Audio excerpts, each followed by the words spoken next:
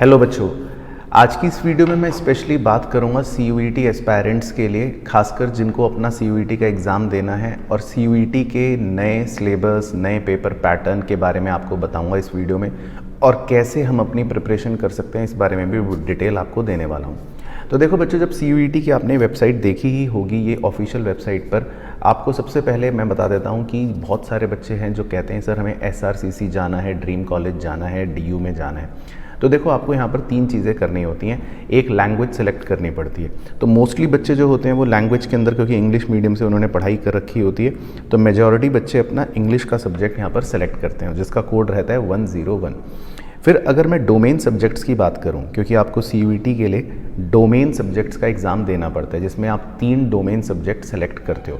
वैसे तो आप कोई भी 3 डोमेन अपने सेलेक्ट कर सकते हो, लेकिन मैं क्योंकि स्पेसिफिकली कॉमर्स की बात कर रहा हूं, तो मैं अपने 3 मेन कॉमर्स सब्जेक्ट आपको बता देता हूं। एक होता है हमारा अकाउंटेंसी या बुक कीपिंग, कोड नंबर होता है 301।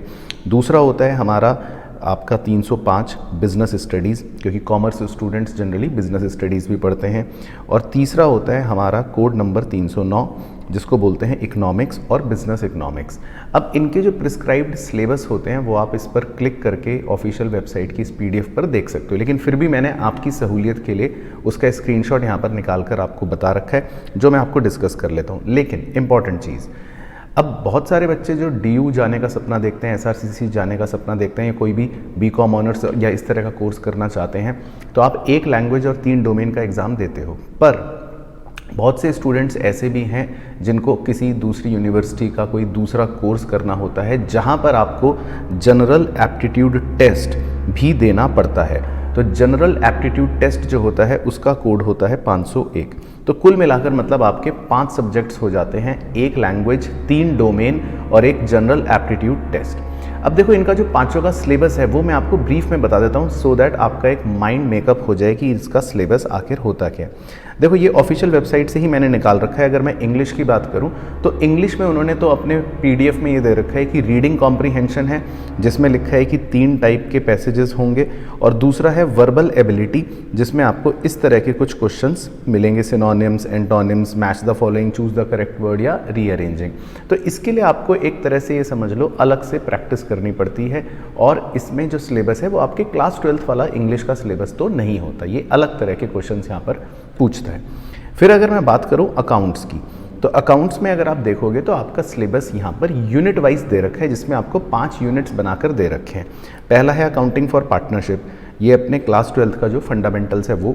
दूसरा है रिकॉन्स्टिट्यूशन, जिसमें आप change in PSR, goodwill, admission, retirement, death, ये सब करते हो। तीसरा है डिसोल्यूशन का यूनिट, जो आप डिसोल्यूशन चैप्टर पढ़ते हो। चौथा यूनिट है कंपनी अकाउंट्स का, जो बेसिकली आपका शेयर और डिबेंचर ही होता है पूरा, जो बुक 2 थी आपकी 12th क्लास में। और 5वां यूनिट है एनालिसिस ऑफ फाइनेंशियल स्टेटमेंट, जो आपकी 3rd बुक हुआ करती थी। हालांकि यहाँ पर यूनिट 5 में अगेन ऑप्शन मिला है 12th क्लास की तरह, आप कंप्यूटराइज्ड अकाउंटिंग भी दे सकते हो, लेकिन क्योंकि वो मैं नहीं पढ़ाता, ना हमने वो पढ़ा, तो इसलिए मैंने उसको यहाँ पर कंसिडर नहीं करा। तो बेसिकली 12th का जो CBSE का आपने अकाउंट्स पढ़ा है, पूरा का पूरा सिलेबस अगर मैं बोलूँ तो इन शॉर्ट वो ही है, लेकिन CUET के सिलेबस में इसको 5 यूनिट्स में डिवाइड करके ऐसा यूनिट वाइज बना रखा है, बस ये फ़र्क होता है। अच्छा, फिर अगर मैं बिज़नेस स्टडीज़ की बात करूं, तो बिज़नेस स्टडीज़ में तो क्योंकि पूरे एग्जैक्टली 12 यूनिट्स, बिल्कुल 12 चैप्टर्स ही दे रखे थे, जो 100% आपके क्लास 12th के सिलेबस की तरह होते हैं CBSE वाले, तो इसीलिए मैंने उनका यहाँ पर स्क्रीनशॉट नहीं लिया, क्योंकि वो पूरा अगर आप देखोगे PDF में तो पूरा आपका क्लास 12th है। ईच एंड एवरी चैप्टर का नाम और ईच एंड एवरी चैप्टर के अंदर का टॉपिक तो वो पूरा सेम है। लेकिन इकोनॉमिक्स में थोड़ा सा आप मद्देनज़र रखना, इकोनॉमिक्स के सिलेबस में आपको यहाँ पर 3 कोर्सेज दे रखे होते हैं। पहला तो होता है माइक्रो इकोनॉमिक्स का पोर्शन, जिसमें 4 यूनिट्स होते हैं, और ये 4 यूनिट्स जो हैं ये आपके पूरे के पूरे क्लास 11th के, अगर आप CBSE स्टूडेंट्स हो तो सिलेबस को कवर करते हैं। अब हो सकता है क्लास 11th में हमने 5 यूनिट्स की तरह पढ़ा था कि भाई पहला यूनिट इंट्रोडक्शन, दूसरा unit consumer equilibrium and demand, तीसरा यूनिट प्रोड्यूसर बिहेवियर, चौथा यूनिट फॉर्म्स ऑफ मार्केट, 5वां unit simple application of tools of demand and supply, इस तरह से करके। तो चाहे 4 यूनिट का हो चाहे 5 यूनिट का हो, मतलब पूरा क्लास 11th का माइक्रो इकोनॉमिक्स होता है। दूसरा मैक्रो इकोनॉमिक्स का जो 12th क्लास का पोर्शन है, उसके 5 यूनिट्स दे रखे हैं आपको, डिवाइड 5 यूनिट्स में कर रखा है, लेकिन ये एग्जैक्टली 100% आपका सेम है क्लास 12th के CBSE कोर्स के सिलेबस के बच्चों से अगर मैं बोलूँ तो। और तीसरा कोर्स इसमें होता है इंडियन इकोनॉमी का, जो 100% अगेन आपके क्लास 12th की तरह सेम है, लेकिन यहाँ पर आपको 4 यूनिट्स में इसको डिवाइड करके दे रखा होता है। तो है पूरा का पूरा सिलेबस सेम ही जो आपने क्लास 12th में सीबीएसई में पढ़ रखा होता है, लेकिन डिवीजन यहाँ पर यूनिट वाइज कर रखा होता है।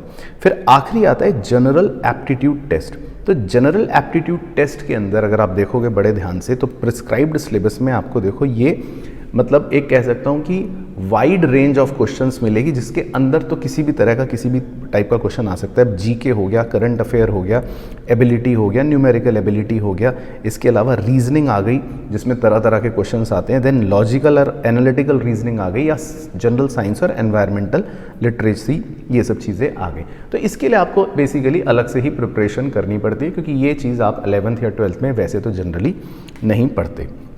तो ये तो हो गया आपका सिलेबस। अब देखो जो पेपर का पैटर्न है, जो आपका एग्ज़ाम होता है वो कंप्यूटर बेस्ड टेस्ट्स होते हैं। अब कंप्यूटर बेस्ड टेस्ट का मतलब इन शॉर्ट बता देता हूँ, कोई भी एग्ज़ाम आप देते हो तो उसमें 50 क्वेश्चंस आते हैं, है ना, कोई भी, और हर क्वेश्चन जो होता है वो 5 मार्क्स का होता है, 5 मार्क्स का, जिसमें आपके 5 नंबर का एक क्वेश्चन आपको मिलता है, तो 250 नंबर का आपका पेपर बन गया।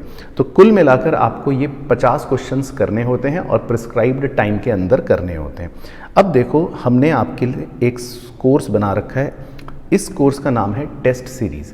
अब इस टेस्ट सीरीज़ में हमने क्या बना रखा है, इसके अंदर हमने टोटल 3000 क्वेश्चंस कवर कर रखे हैं। इसमें टोटल आपको 60 कंप्यूटर बेस्ड टेस्ट्स मिलते हैं, मतलब बिल्कुल आप अपने कंप्यूटर पर या अपने लैपटॉप पर या अपने मोबाइल पर इसको कर सकते हो।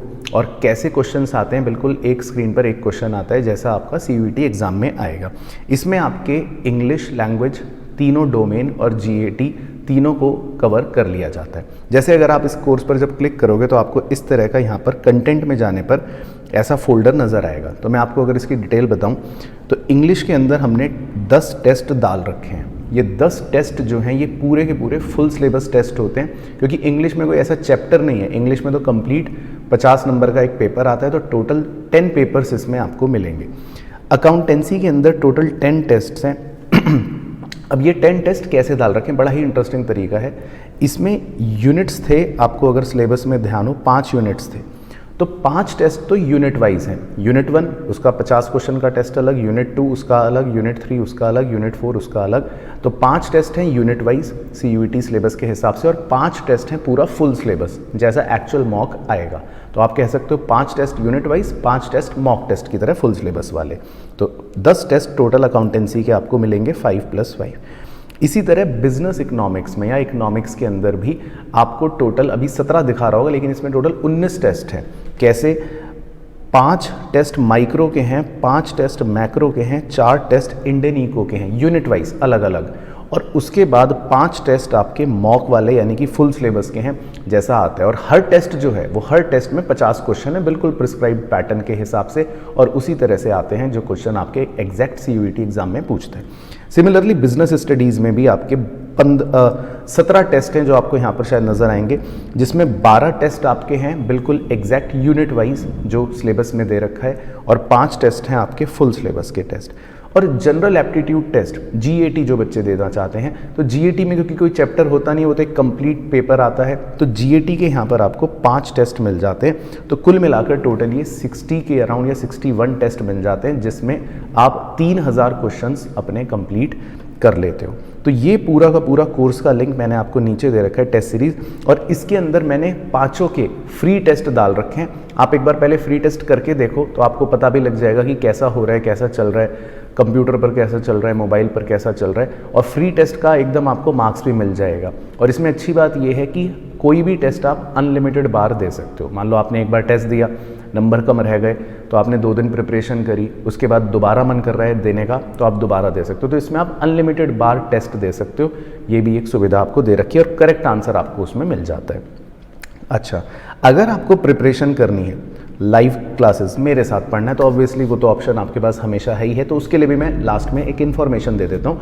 देखो, एक तो अपना डोमेन कोर्स है लाइव, जिसमें हम 1 अप्रैल से तैयारी करने वाले हैं। ऑब्वियसली लाइव पढ़ेंगे तो मज़ा ही आएगा, और उसमें मेरा ऑब्जेक्टिव बड़ा क्लियर है। देखो, MCQ बेस्ड पेपर होता है, तो हम जो भी लाइव सेशन रखेंगे उसका एक प्लानर आपको बताएंगे कि किस दिन मैं आने वाला हूँ, और उस दिन हम कौन सा चैप्टर करने वाले हैं, और अपना फोकस होगा सिर्फ अच्छे से MCQ कवर करने का, है ना, क्योंकि पढ़ाई तो हम 12th में करते ही हैं, लेकिन फोकस किस पर करना होगा हमें, MCQ पर, स्पीड पर, और वो सारे आपको मेरे साथ यहाँ पर लाइव में मिल जाएंगे। तो ये हमारा जो लाइव वाला डोमेन बैच है, ये आप 3,999 में अभी एनरोल कर सकते हो। इसमें आपके तीनों कॉमर्स के सब्जेक्ट कवर हो जाएंगे, अकाउंट्स, इकोनॉमिक्स और बिजनेस स्टडीज़।